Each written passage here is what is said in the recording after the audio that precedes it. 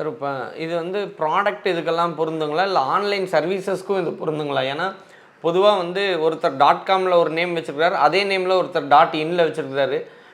.xyzன்னு ஒரு இதில் அதே டொமைன் நேம் வந்து மாறுபட்டுக்கிட்டே இருக்குது.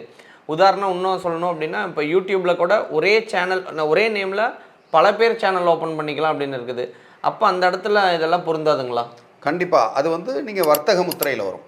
அந்த டெக்ஸ்ட்டு எந்த ஒரு டெக்ஸ்ட்டுன்னா காமனான வேர்டு இந்தியான்றதை நீங்கள் பண்ண முடியாது, தமிழ்நாடுன்றதை பண்ண முடியாது, சென்னைன்றதை பண்ண முடியாது. அது தவிர்த்து வேறு ஏதாவது உங்களுடைய பேர் அது கூட கலந்த ஒரு ஒரு லோகோ மாதிரியோ இல்லை அதுக்குண்டான டெக்ஸ்ட்டை ஒரு யூனிக்காக இருக்கணும்.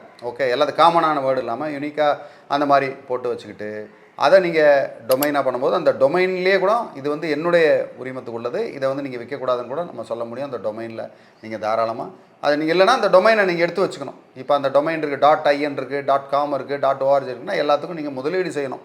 முதலீடு பண்ணால் தான் அதை வந்து நீங்கள் காக்கப்படும். இல்லைனா வேறு யாராவது எடுத்துகிட்டு போனாங்கன்னா நீங்கள் அந்த இடத்துல கேட்க முடியாது.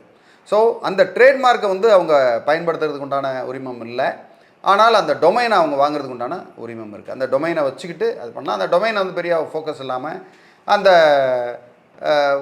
பேரை மட்டும் ஒரு சின்ன சேஞ்சை மட்டும் வச்சு பண்ண முடியும். இந்த மாதிரி மோசடிகள் நடக்கும்போது நீங்கள் தாராளமாக இதே மாதிரி இன்டெலெக்சுவல் ப்ராப்பர்ட்டி ரைட் அந்த பர்டிகுலர் கம்ப்ளைண்ட்டை வந்து ரெடி பண்ணி நீங்கள் பண்ணிங்கன்னா இதே கிரிமினல் வழக்கும் சிவில் வழக்கும் அவங்க போட்டு அவங்க தண்டனையும் வாங்கி கொடுக்க முடியும்.